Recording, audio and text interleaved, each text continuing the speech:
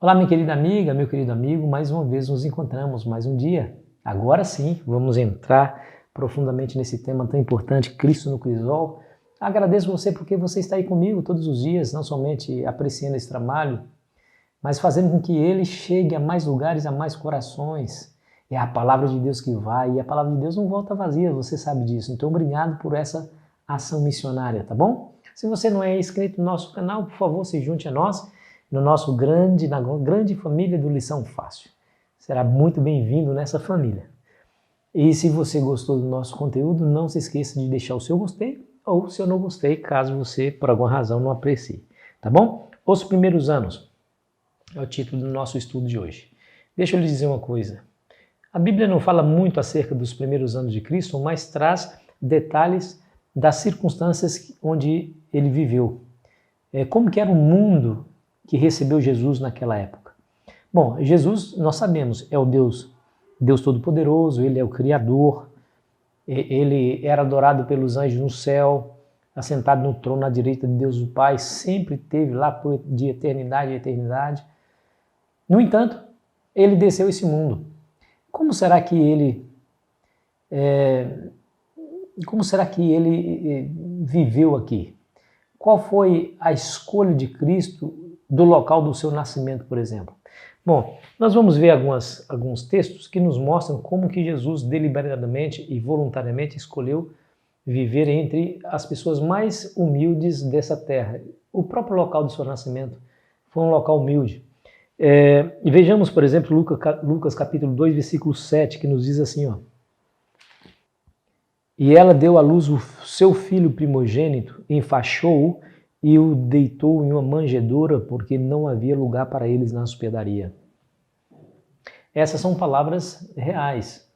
O Senhor Jesus nasceu em uma estrebaria, um local onde os cavalos, os animais passavam a noite. E quando nasceu, diz a Bíblia que ele foi enfaixado, né? Ou seja, não tinha roupas reais, era um pedaço de panos. E foi colocado não num berço esplêndido de ouro, mas em uma manjedoura. Era um coxo onde os animais faziam suas refeições. Olha que situação, né? Quer ver uma coisa que é interessante? Porque ele, como judeu, segundo a lei, deveria ser dedicado ao Senhor. Os seus pais assim fizeram.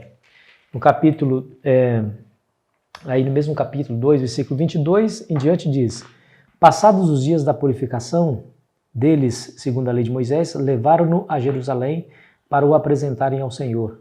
Conforme está escrito na lei do Senhor, todo primogênito ao Senhor será consagrado, e para oferecer um sacrifício segundo o que está escrito na lei, um par de rolas ou 2 pombinhos.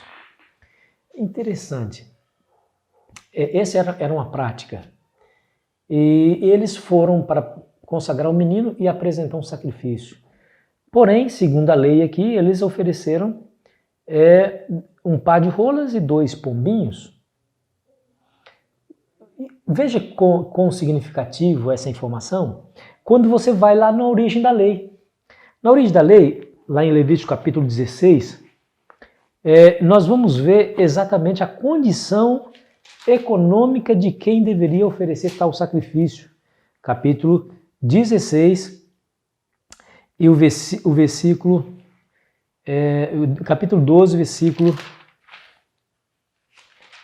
eu já digo para vocês, versículo 8, que diz assim, ó: mas se as suas posses não lhe permitirem trazer um cordeiro, tomará então 2 rolas ou 2 pombinhos, um para o holocausto e outro para a oferta pelo pecado, assim o sacerdote fará expiação pela mulher e será limpa.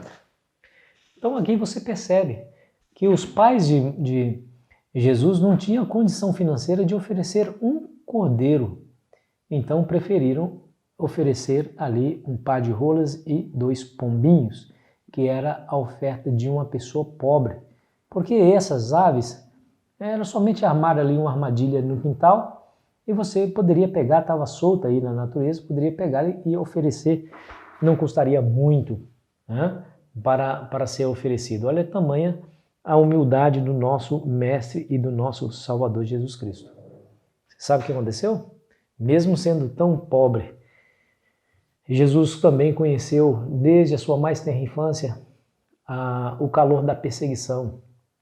Herodes, aquele malvado rei, intentou matar o menino. Diz a Bíblia que depois da visita dos magos, um anjo apareceu para José e pediu para que ele fugisse para o Egito, porque o menino estava correndo perigo. Capítulo 2 de Mateus. E nós leremos essa história, não leremos toda a história, mas leremos aqui o que resultou. Capítulo 2 e o versículo 13 diz assim: Tendo eles partido, eis que apareceu um anjo do Senhor a José em sonho e disse: Dispõe-te, toma o menino e a sua mãe, foge para o Egito e permanece lá até que eu te avise, porque Herodes há de procurar o menino para o matar. Olha que situação, né? O Senhor Jesus era uma indefesa criança e já despertava o ódio dos seus inimigos. O verso 16 diz assim, Vendo-se iludido pelos magos, enfureceu-se Herodes grandemente e mandou matar todos os meninos de Belém e de todos os seus arredores, de 2 anos para baixo, conforme o tempo do qual com precisão se informara dos magos. Você vê a situação, né? Já nos primeiros dias, o ódio, a perseguição se levanta contra o Filho de Deus. E o Senhor Jesus escolheu nascer naquela humilde estrebaria.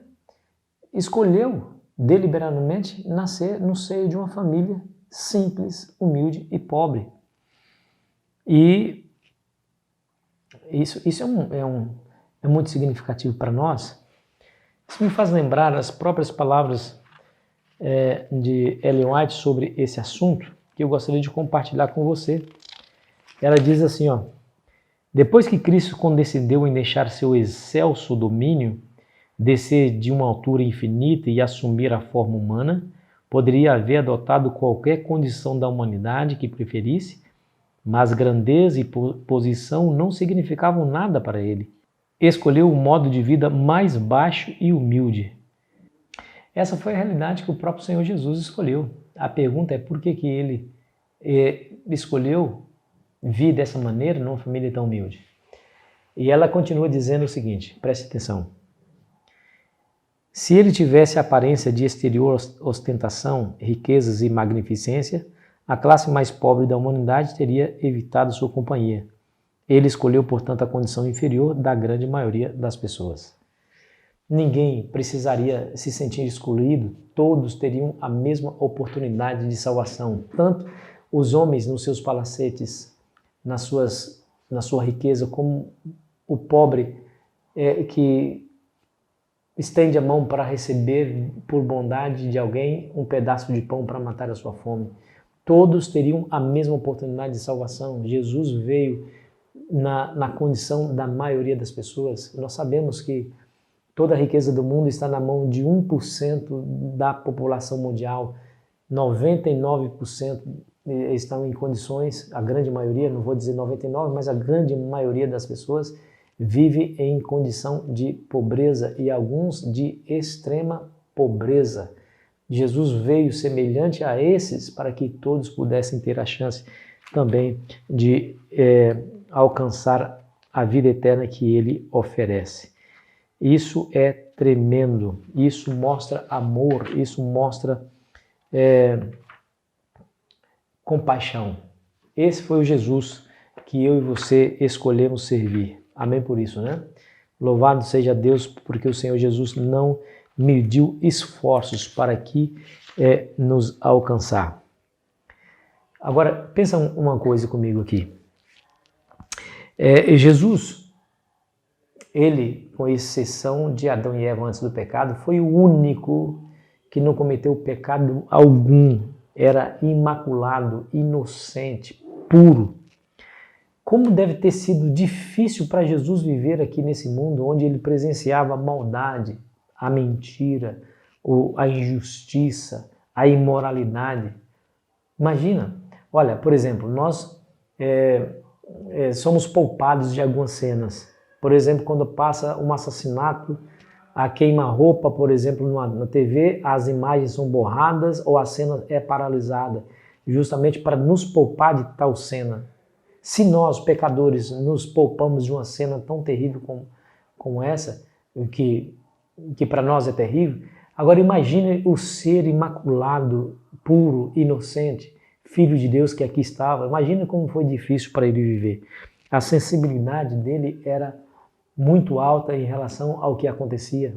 Não foi fácil, foi difícil, mas mesmo assim ele escolheu viver aqui para que a sua vida pudesse ser para nós um exemplo e para que sua morte pudesse ser para nós a salvação. Ele nos amou e por isso ele foi até as últimas consequências. Não importasse o que acontecesse. Ele estava disposto a ir até o final. A lição nos faz uma pergunta: até que ponto sou sensível aos pecados que existem ao meu redor? Eles me incomodam ou por causa do meu coração endurecido estou apegado a eles? Essa é uma pergunta que eu e você precisamos responder. Ao viver perto de Cristo, o pecado para nós será ofensivo tanto quanto foi para Ele. Porque ao aproximar de Cristo, nós próprios sentiremos a nossa dessemelhança dele e veremos o pecado não como ele, como o pecador comum o vê, mas como o próprio Cristo vê. Será ofensivo, será terrível e aí almejaremos viver longe do pecado. Ao aproximar de Cristo, nos afastamos do pecado. Ao nos afastarmos de Cristo, nos aproximamos do pecado. Se você é insensível aos pecados, não é hora de você repensar como que você está vivendo a sua vida espiritual? Não é hora de você se colocar de joelhos diante de Deus e pedir misericórdia para que Ele, através do Espírito Santo, lhe torne sensível para que você veja que o pecado que você comete, ele pode te levar para a morte eterna? O salário do pecado é a morte. A Bíblia fala que há caminhos que para o homem parecem serem bons, mas são caminhos de morte. Se você perdeu a sensibilidade, convido você a ir a Deus, a Cristo, em oração, em busca do Espírito Santo, para que Ele mostre para você o caminho onde você deve andar e te torne sensível, assim como Jesus foi. Vamos orar? Querido Pai, nos ajude nesse quesito. Dê-nos um coração sensível, Senhor. Não nos permita afastar de Cristo, porque quanto mais longe estivermos de Cristo, mais perto estaremos do pecado. Consequentemente, não haveremos de avaliá-lo como um ato mortal como ele é. Nos ajude, Senhor, a nos focalizarmos em Cristo Jesus e andar lado a lado com Ele, hoje e sempre. Pois lhe pedimos essa bênção em nome dele, nosso Salvador. Amém. Foi muito bom estar com você, querido amigo, querida amiga. Amanhã estarei aqui ansioso, esperando por você. Aproveite bem o seu domingo.